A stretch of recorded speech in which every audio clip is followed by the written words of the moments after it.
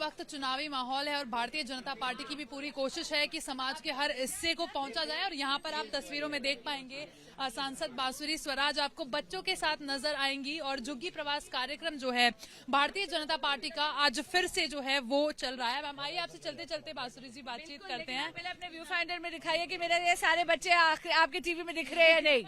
बिल्कुल बिल्कुल आप देखो बच्चा पार्टी खुश है सब।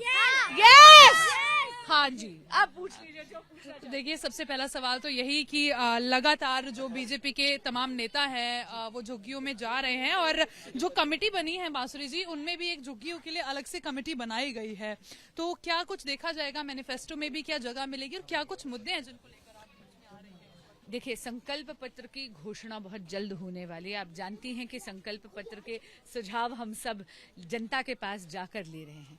इतना मैं आपको जरूर बोलूंगी कि भाजपा हमेशा अपने हृदय में एक कोर वैल्यू लेके चलती है और वो है जन कल्याण की।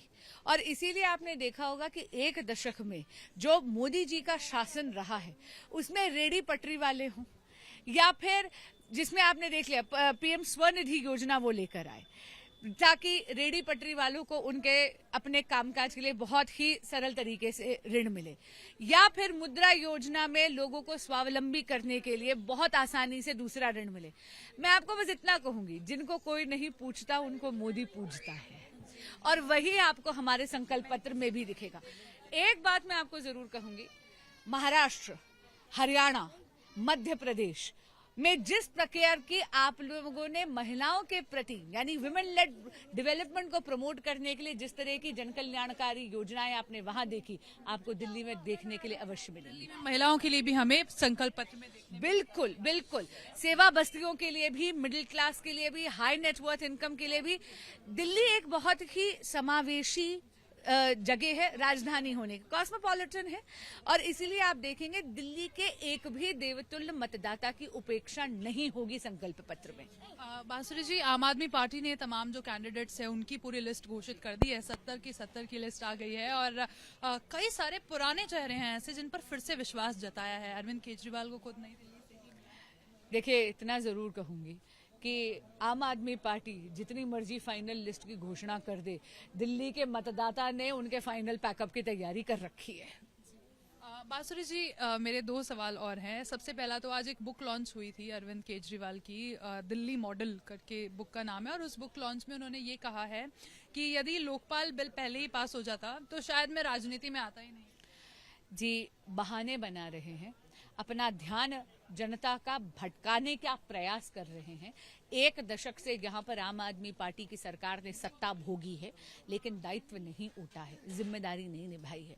इसीलिए अगर आप देख लें, सड़क, पानी, बिजली, सीवेज, ड्रेनेज, ये 5 ऐसी मूल सुविधाएं जो एक एक दिल्ली वासी के जीवन पर उसका इफेक्ट पड़ता है, लेकिन पूरी की पूरी दिल्ली में आपको इसकी व्यवस्था चरमराती हुई दिखेगी। और इसीलिए पूरी की पूरी दिल्ली कह रही है बहाने नहीं, बदलाव चाहिए, भाजपा की सरकार चाहिए।